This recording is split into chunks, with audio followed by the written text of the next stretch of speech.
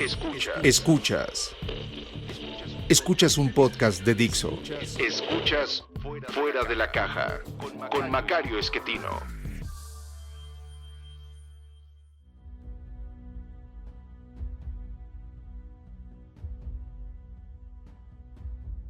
Bienvenidos, esto es Fuera de la Caja.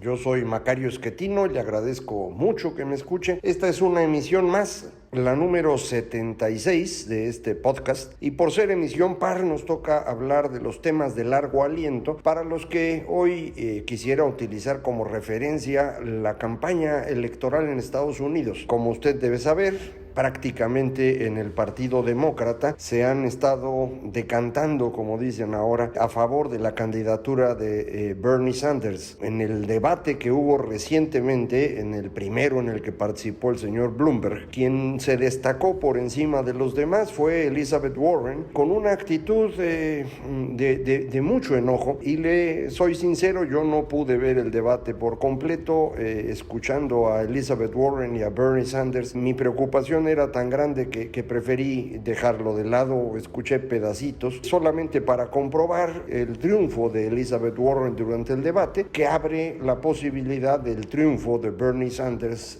para la candidatura. Los otros 4 participantes, digamos todos ellos moderados comparado con los 2 que ya mencionamos, no tuvieron un desempeño relevante. Mike Bloomberg mostró que no tiene habilidades para comunicar, algo verdaderamente preocupante en quien ya ha sido el alcalde de la ciudad más importante del mundo y que además tiene muchísimos miles de millones de dólares, pero eso no es suficiente para ganar la presidencia de Estados Unidos, y lo está aprendiendo en este momento el señor Bloomberg. Joe Biden, quien tiene la trayectoria política más destacada de los que ahí estaban presentes, tampoco parece tener energía suficiente para esta campaña, y a pesar de haber sido el favorito hasta hace muy poco tiempo, ha ido perdiendo espacio. Y finalmente el joven, comparativamente, Pete Buttigieg y Amy Klobuchar estuvieron peleándose entre ellos. Parece que la señora le tiene muy mala fe a Pete y no le permitió desarrollar más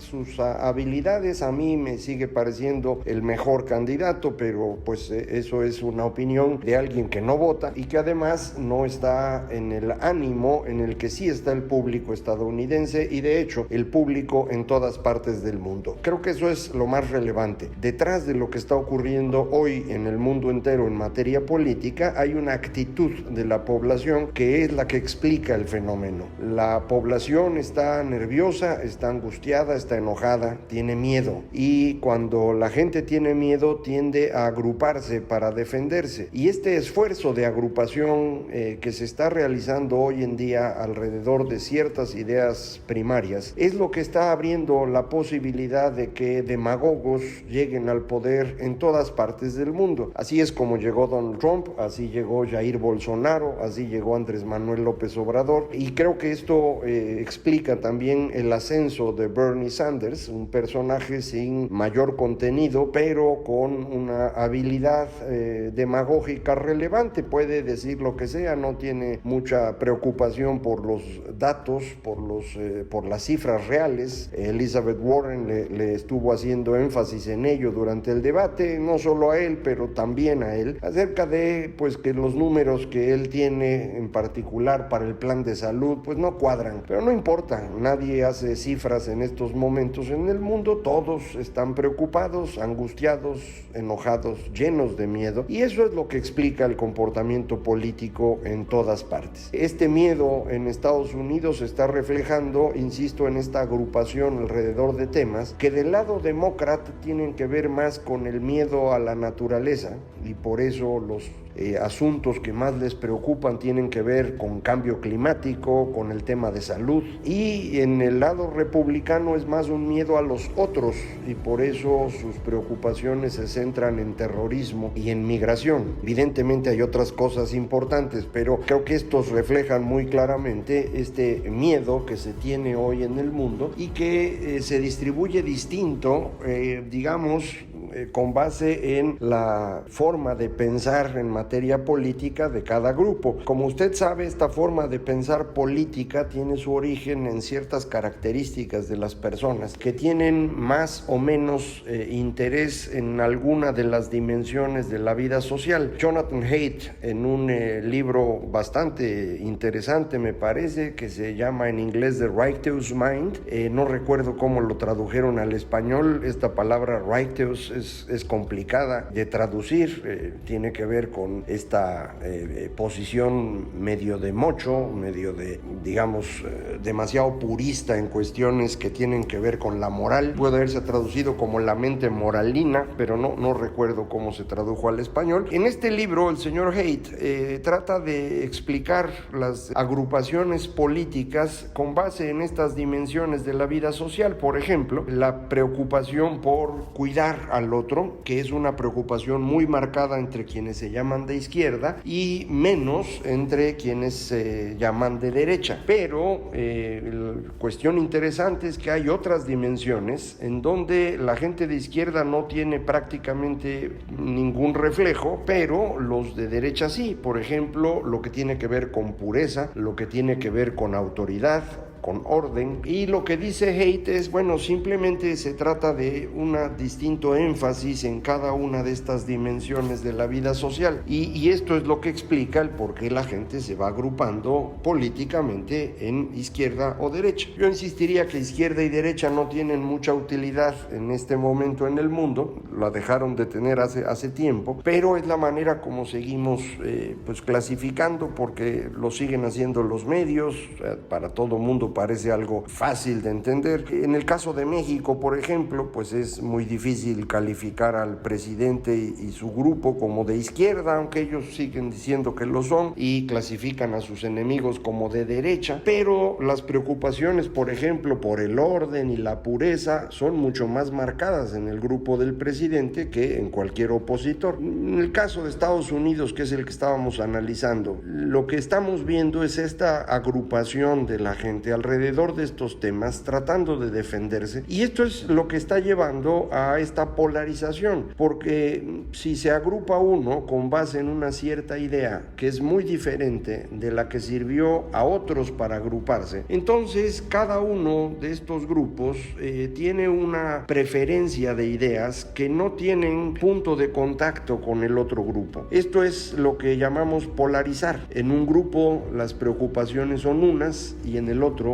son totalmente distintas. Al no tener un punto común en donde todos estemos preocupados, simplemente no hay manera de platicar. Las preocupaciones del grupo A le parecen al grupo B algo irrelevante y viceversa. De manera que al no poder platicar entre ellos, lo que tenemos es un enfrentamiento constante y creciente. Dado que los triunfadores en las elecciones lo logran precisamente enfatizando las preocupaciones del grupo que los lleva al poder, una vez estando en él, continúan ampliando esas preocupaciones y tratando de demeritar las preocupaciones del grupo opositor. Y esto lo que va generando es una polarización creciente, alimentada desde el poder, que al no permitir esta discusión de temas y el llegar a acuerdos, lo que hace es reducir las posibilidades de paz. A mí me preocupa mucho lo que está ocurriendo porque es un fenómeno creciente. Note usted que llevamos desde los triunfos importantes de los demagogos en el mundo apenas 4 años, y desde el principio de los grandes conflictos que se hicieron evidentes, que es alrededor de la crisis que empieza en 2008 y termina en 2011, pues no llevamos ni 10 años, y en ese periodo hemos logrado polarizar al mundo de una manera muy significativa. En este mundo polarizado, situaciones externas que de otra manera podrían administrarse con cierta facilidad se convierten en parte de la polarización. Y esto creo que debe llamarnos mucho la atención ahora con el asunto del coronavirus. Es una amenaza, indudablemente, es una enfermedad que no se ha logrado todavía dominar, para la cual no hay vacuna, y los tratamientos no son los mejores todavía, pues están en proceso de desarrollarse. Esta enfermedad estaba circunscrita fundamentalmente a China, y tuvimos algunos problemas en otros países con viajantes que había que que pues tratar de mantenerlos en cuarentena o ver qué pasaba con ellos, pero eran problemas muy pequeñitos. Esto desafortunadamente empezó a cambiar y tenemos grandes cantidades ahora de personas que empiezan a enfermar en otras partes del mundo. Es el caso, por ejemplo, de Italia, en donde el número de casos ha crecido muy rápidamente y ya se encuentran en decenas. Y esto empieza a generar una preocupación muy seria al interior de la Unión Europea, que debido a esta polarización se va a convertir en un tema para la gente de izquierda,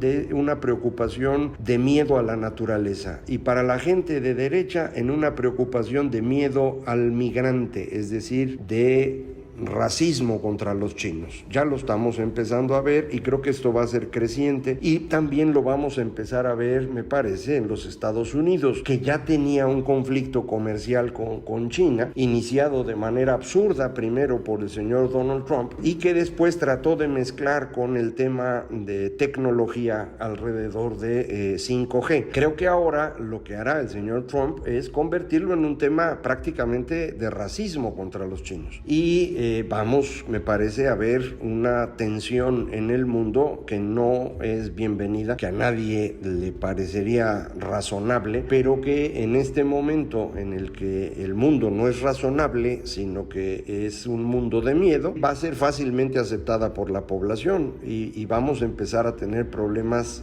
difíciles de administrar. Estos problemas se van a reflejar en una economía más complicada a nivel global, menos comercio, y otra vez yo no me gusta estar espantando a nadie, pero esta es un poco la misma secuencia que tuvimos hace 100 años, cuando poco después de la Primera Guerra Mundial, que desestabilizó por completo el funcionamiento de Europa, lo que tuvimos fue el crecimiento de la polarización y alrededor de eso una caída paulatina del comercio y por lo tanto del funcionamiento de la economía, de forma que al ir empobreciendo las sociedades, los demagogos fueron ganando con más facilidad y fueron incrementando la polarización, buscando culpables que permitieran mantener este nivel de miedo en la población y con ello el poder. La solución final de Adolfo Hitler tiene su origen exactamente en esa secuencia y estamos repitiendo la misma cosa. Ahora aparentemente, si lo hacemos alrededor del coronavirus, pues será un problema con China, que es un país inmenso con 1.300 millones de habitantes. No es un asunto menor lo que esto podría iniciar. Entonces, observe usted cómo lo que hemos estado platicando desde hace algún tiempo de estas preocupaciones que se van dando en la población, que no puede entender lo que ocurre y por lo tanto no actúa ni racional ni razonablemente, sino que responde desde su miedo, desde su angustia, desde su enojo, y lo que busca es tratar de agruparse con otros parecidos a él o a ella, tener algún líder que parezca suficientemente fuerte para defenderse de los demás. Y pues esto no va a ser fácil de resolver. Si alguien esperaba que en Estados Unidos en la elección de este año tuviéramos una opción frente al señor Trump, bueno, pues esto ya no existe. Los demócratas están perfectamente dispuestos a votar por Bernie Sanders, que no es una opción frente a Trump. No es una mala persona al nivel de Trump. Es dificilísimo encontrar a alguien tan malo como él, pero tampoco es alguien recomendable. Es decir, en condiciones normales de política, el señor Bernie Sanders no tendría posibilidad alguna de ganar en Estados Unidos porque no tiene una idea clara de política pública. Él simplemente tiene un discurso agresivo, un discurso comunitario, un discurso que él perfeccionó en su tiempo de joven cuando era un apoyador importante de las ideas comunistas en Estados Unidos, y ya ve usted que allá eso no tiene mucho futuro. Pues le van a sacar todas las grabaciones de cuando era joven y esto le va a servir al señor Trump para espantar a los votantes y jalarlos de su lado. Entonces no parece que este año el asunto vaya a mejorar a nivel global, me refiero a materia política. Sí puede descomponerse más en materia de conflictos por este fenómeno del coronavirus que, insisto, insisto, creo que va a ser usado como excusa para fomentar una mayor polarización, y con base en eso vamos a tener, me parece, un año difícil en el mundo entero. Obviamente aquí en México tenemos nuestros problemas, pero esos, acuérdense, los platicamos en las emisiones que son de número impar, y ya en la próxima vamos a platicar de cómo está arrancando 2020 en materia económica, y verá que pues sí, estamos con dificultades propias, pero el contexto global en el que estamos, este contexto de nerviosismo, de enojo, de miedo, de irracionalidad, no mejora. Y al no mejorar, esto significa, pues como dicen en Estados Unidos, 4 años más, al menos. No estoy seguro que en 2024 el señor Trump quiera irse de la presidencia de ese país. Evidentemente sería una cosa excepcional, pues sí, pero estamos viviendo tiempos excepcionales y no dudo que esto vaya a complicarse todavía más por un buen rato. Como es normal y ya lo hemos hecho en varias ocasiones, yo le insisto que quisiera darle noticias buenas, nada más que no hay. De eso yo no tengo la culpa. Lo que trato de hacer es ir identificando lo que ocurre bajo este marco de referencia que he ido construyendo, y pues lo que esto me permite ver es que la situación va a ser todavía compleja un buen rato más. Yo le había comentado que mi esperanza es que hacia el 2033, 2038 esto pudiera empezar a tranquilizarse. Ojalá así sea, pero pues de aquí a entonces siguen faltando más de 10 años. Este año en principio las cosas no parece que vayan a mejorar, sí pueden ir empeorando por la combinación de este miedo con esta amenaza externa de la enfermedad, y pues con base en ello vamos a seguir tratando de ir amarrando nuestros eslabones. Recuerde usted que frente a esto, la mejor idea que se me ha ocurrido de qué hay que hacer es trabajar localmente, concentrarse en el entorno que usted tiene. Yo sé que eso no resuelve muchas cosas, que para nuestra actividad económica y para lo que aprendemos y nuestra comunicación dependemos de grupos muy grandes, de la nación entera o del mundo completo, pero eso no está en nuestras manos resolverlo, y lo local sí. Entonces, insisto, concentrémonos en lo local, porque eso puede ayudar a estar un poquito más tranquilo, y sobre todo no construya usted esperanzas infundadas en el resto del mundo, porque la cosa no se ve que vaya a mejorar mucho, al contrario, creo que la vamos a ver empeorar, y frente a eso, bueno, pues el no construir expectativas innecesarias ayuda bastante. No le tengo más que decir ahora, me voy a despedir. Muchísimas gracias por escuchar esta emisión. Voy a ver si junto ánimo suficiente y dentro de 2 semanas le consigo alguna buena noticia, pero de momento no traía yo, y lo que tengo es lo que acabamos de platicar. Muchísimas gracias por estar aquí. Sabe usted, para comunicarse conmigo es muy fácil: Macario MX en Twitter, @Macario MX, correo electrónico macario@macario.mx, y la página electrónica www.macario.mx. Muchísimas gracias. Esto fue Fuera de la Caja.